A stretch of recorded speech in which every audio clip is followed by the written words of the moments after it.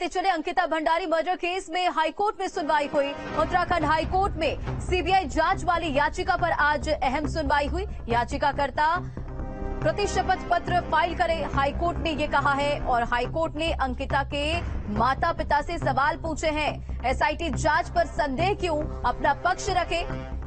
18 नवंबर को इस पूरे मामले में अगली सुनवाई अब होनी है। उत्तराखंड हाईकोर्ट ने अंकिता भंडारी हत्या मामले में जांच सीबीआई से कराए जाने को लेकर दायर याचिका पर सुनवाई की। और अब ये पूरी रिपोर्ट भी देखिए।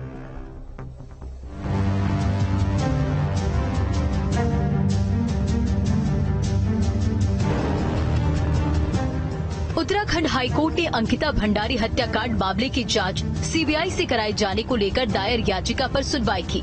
मामले को सुनने के बाद वरिष्ठ न्यायमूर्ति संजय कुमार मिश्रा की एकल पीठ ने अंकिता भंडारी के माता पिता को याचिका में पक्षकार बनाते हुए उनसे अपनी विस्तृत जवाब पेश करने को कहा है। हाईकोर्ट ने उनसे पूछा कि आपको एसआईटी की जांच पर संदेह क्यों हो रहा है। उनकी तरफ से इंटरवेंशन एप्लीकेशन थी, वो अलाउ करी कोर्ट ने। उनको याचिका कर्ता नंबर 2 और 3 एज ए इम्प्लीट किया है। और उनको भी कहा है कि जो भी कुछ आपको कहना है इन्वेस्टिगेशन के सवाल पर आप कहेंगे। वहीं सुनवाई के दौरान एसआईटी ने अपना जवाब दाखिल कर बताया कि बुलडोजर से ध्वस्तीकरण से पहले फॉरेंसिक साक्ष्य इकट्ठा कर लिए गए थे। कोर्ट ने जांच अधिकारी से पूछा कि फॉरेंसिक जांच में साक्ष्य क्या मिले हैं। स्टेटस रिपोर्ट फाइल की थी एसआईटी ने, उस पर सुनवाई हुई और उसमें उन्होंने खुलासा किया है इस बात का कि हम लोग डिमोलिश साइट के डिमोलिशन होने से पहले हमने कोई भी फॉरेंसिक एविडेंस वहां से कलेक्ट नहीं करी या कलेक्ट नहीं कर पाए। ये एक था। दूसरा, मोबाइल फोन जो मुख्य अभियुक्त पीड़िता का था वो भी रिकवर नहीं हुए हैं। कुछ कहना है उनका कि डीवीआर हमने कलेक्ट किए जो एफएसएल एग्जामिनेशन के लिए भेजी हैं, तो उसकी रिपोर्ट आनी अभी बाकी है। ये मुख्य बातें थी और इससे ये लगता है कि बहुत पुख्ता जांच तो नहीं कम से कम हो रही है। आपको बता दें कि सुनवाई के दौरान मृतका के माता पिता ने अपनी बेटी को न्याय दिलाने और दोषियों को फांसी की सजा दिए जाने को लेकर याचिका में अपना प्रार्थना पत्र दिया है। उन्होंने आरोप लगाया कि एसआईटी इस मामले की जांच में लापरवाही कर रही है, इसलिए इस मामले की जांच सीबीआई से कराई जाए।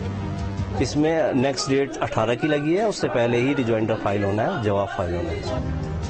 कोर्ट ने इस मामले की अगली सुनवाई 18 नवंबर को तय की है। अब देखना होगा कि अगली तारीख पर कोर्ट क्या फैसला करेगी।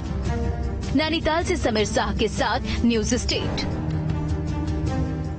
और अधिक अपडेट के साथ संवाददाता समीर शाह हमारे साथ जुड़ गए हैं। समीर, आज इस पूरे मामले में हाईकोर्ट में सुनवाई हुई, अब अगली सुनवाई का इंतजार होगा, क्या कुछ फैसला आएगा, लेकिन क्या कुछ आज अहम बातें रही?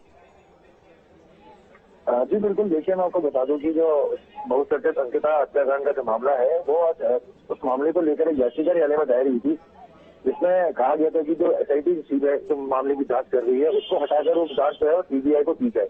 तो देखिए आज जो जांच अधिकारी हैं वो आज न्यायालय में पेश हुए थे और न्यायालय ने उनसे कई अहम जो बिंदु है उन पर उनसे पूछा था। और उनसे सबसे पहली चीज ये पूछी थी कि फॉरेंसिक जो जांच हुई थी उसमें उनको क्या क्या सबूत मिले थे। तो देखिए उन्होंने साफ तौर पर कहा कि उनको रूम से सिर्फ एक बैग मिला था अंकिता का और उसके अलावा उनको कुछ नहीं मिला है। और दूसरी चीज, मोबाइल जो है अंकिता का वो भी अभी तक रिकवर नहीं कर पाया, ना जो आरोपी है उसका जो मोबाइल है वो रिकवर हो पाया। तो देखिए उन्होंने साफ तौर पर ये पूछा कि जब फॉरेंसिक की जब जांच हो रही थी उस समय किस तरीके से आप लोग उसको लीक कर रहे थे। तो उन्होंने बताया कि जो जांच अधिकारी उनके द्वारा यही बताया गया कि जो कमरा है उसको डिमोलिशन से पहले उसकी काफी फोटोग्राफ्स खींचे गए थे। तो देखिए ये पक्ष था जो पुलिस द्वारा अपने जो न्यायालय।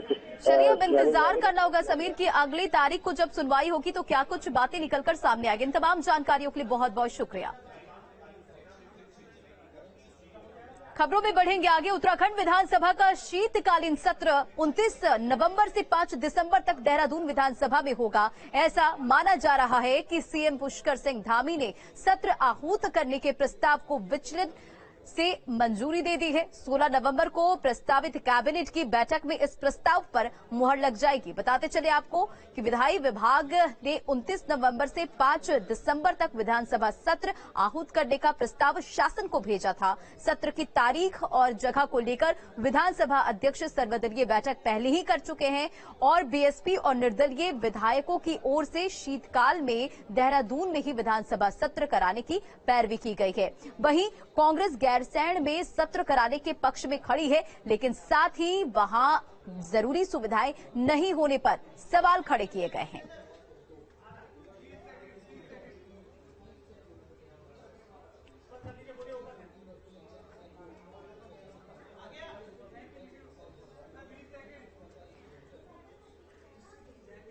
चलिए खबरों में बढ़ेंगे आगे और अगली बड़ी खबर आपको बागेश्वर से बताते चले, जहां तैताइयों के हमले से एक मासूम बच्चे की जान चली गई है। हमले में दूसरे बच्चे की हालत गंभीर बताई जा रही है। तो बागेश्वर से बड़ी खबर, जहां तैताइयों के हमले में एक मासूम की मौत हो गई है, तो इस हमले में एक बच्चे की हालत गंभीर बनी हुई है। बच्चों के शरीर पर तैताइयों ने डंक के निशान भी हैं और तैताइयों ने घर में खेल रहे भाइयों पर हमला किया।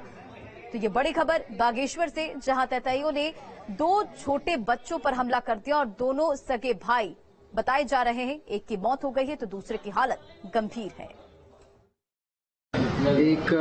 2 बच्चे आए थे, एक का नाम सागर सन ऑफ भूपेश राम और एक का नाम प्रियांशु था। तो जो छोटा बच्चा था सागर, वो मृत अवस्था में आया था। मेरे द्वारा उसका प्रशिक्षण किया गया और ईसीजी करने पे वो मृत पाया गया, तो उसे मृत घोषित कर दिया गया। बाकी दूसरे बच्चे का आईसीयू में इलाज चला और वो सुरक्षित और स्वस्थ है। और केदारनाथ धाम में 2 दिनों से बर्फबारी हो रही है, रुक रुक कर हो रही है बर्फबारी। बद्रीनाथ में जमकर बर्फबारी हुई है, हर तरफ सफेदी ही नजर आ रही है। तो बड़ी खबर बताते चले आपको, केदारनाथ धाम में 2 दिनों से बर्फबारी हो रही है, तो बर्फबारी की वजह से तापमान में भी गिरावट दर्ज की जा रही है। रुक रुक कर बर्फबारी लगातार हो रही है। बद्रीनाथ में जमकर बर्फबारी हुई है और उसकी तस्वीरें भी आप देख पा रहे हैं। बर्फबारी के बाद मौसम सुहाना हो गया है। बद्रीनाथ धाम के कपाट 19 नवंबर को बंद होंगे।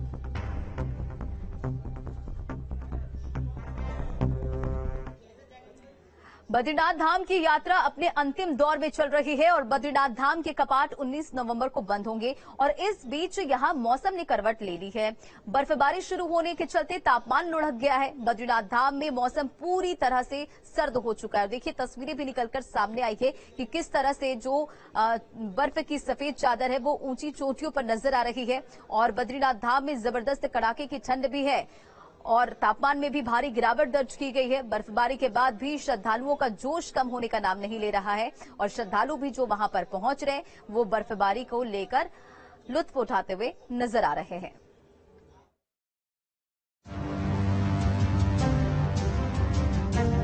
बर्फ की सफेद चादर में लिपटे पहाड़, बद्रीनाथ में दिखा खूबसूरत नजारा। बर्फबारी से कड़ाके की ठंड का एहसास। बद्रीनाथ धाम में मौसम ने करवट बदली और धाम में बर्फबारी हुई। बर्फबारी से कड़ाके की ठंड पड़ रही है। चमोली जिले में सुबह से ही मौसम खराब था। धाम में ऊंची चोटियों पर ताजी बर्फ जम गई है। इसके साथ ही हेमकुंड साहिब, फूलों की घाटी, रुद्रनाथ समेत ऊंचाई वाले क्षेत्रों में बर्फबारी हुई, जिससे मौसम में ठंडक आ गई है। बाबा के दर्शन करने नाथ जी के बहुत ही आनंद आ रहा है। बहुत बर्फबारी हो रही है यहाँ पे और बहुत ही अच्छा लग रहा है। मैं पहली बार आया हूँ यहाँ पे आज दर्शन करने के लिए बाबा से। जय बाबा। जय बाबा।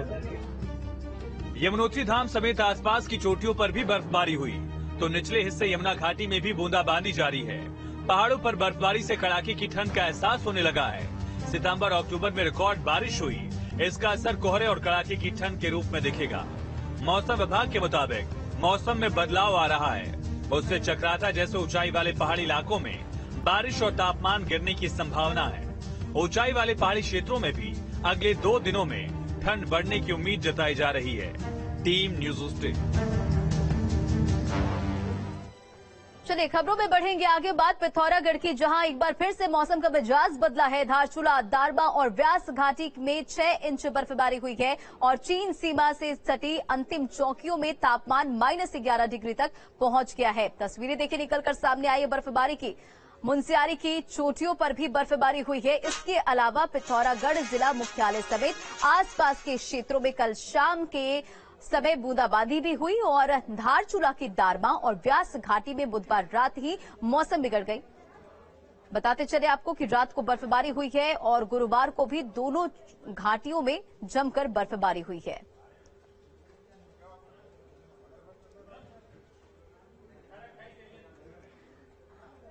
विश्व विख्यात केदारनाथ धाम में 2 दिनों से रुक रुक कर बर्फबारी हो रही है और बर्फबारी के कारण धाम में चल रहे पुनर्निर्माण कार्य भी प्रभावित हो रहे हैं और निर्माण कार्य में जुटे मजदूरों को भी काफी परेशानियों का सामना करना पड़ रहा है। कपकपाती ठंड का सामना कर रहे हैं और धाम में 3 इंच तक बर्फ गिर चुकी है, जिससे कार्य करने में भी काफी परेशानियों का सामना वहां पर जो काम कर रहे मजदूर हैं उन्हें करना पड़ रहा है।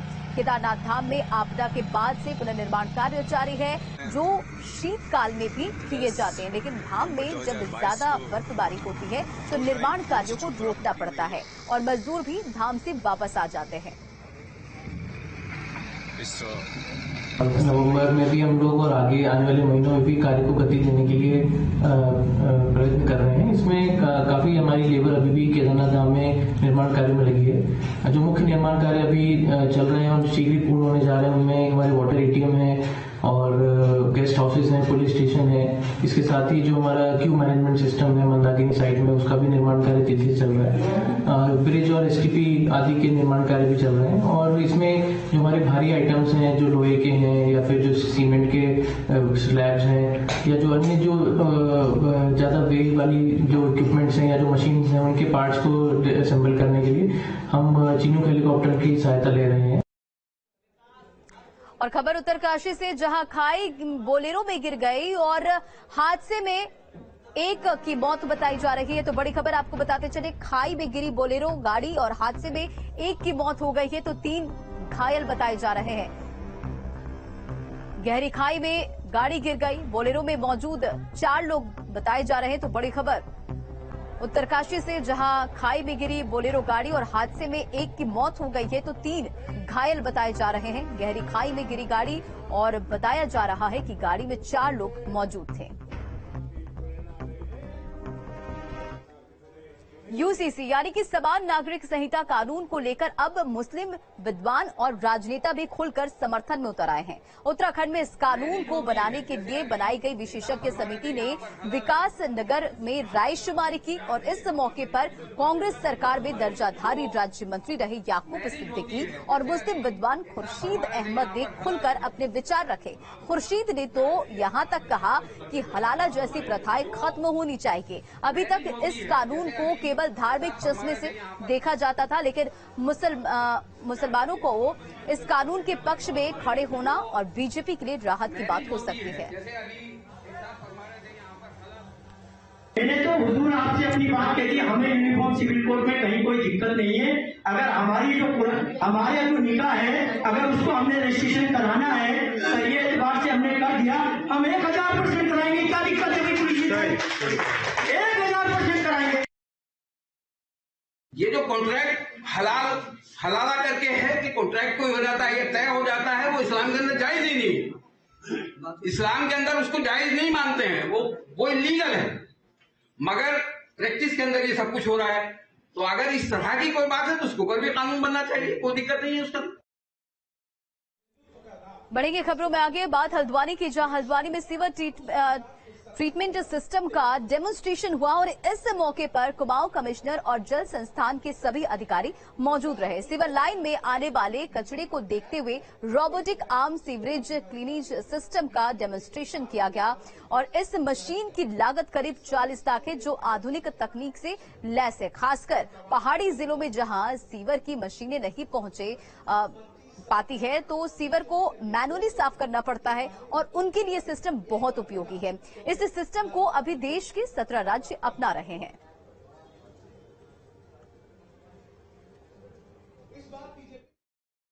जो मैनुअल स्कैवेंजिंग, आज की तारीख में जो मैनहोल्स होते हैं, सीवर होते हैं, उसको मैनुअली साफ करना होता है, जो कि हमें डिस्करेज करना है इस प्रथा को। इसमें रिस्क भी बहुत ज्यादा है और वैसे भी देखा जाए तो ह्यूमन डिग्निटी के भी अगेंस्ट है।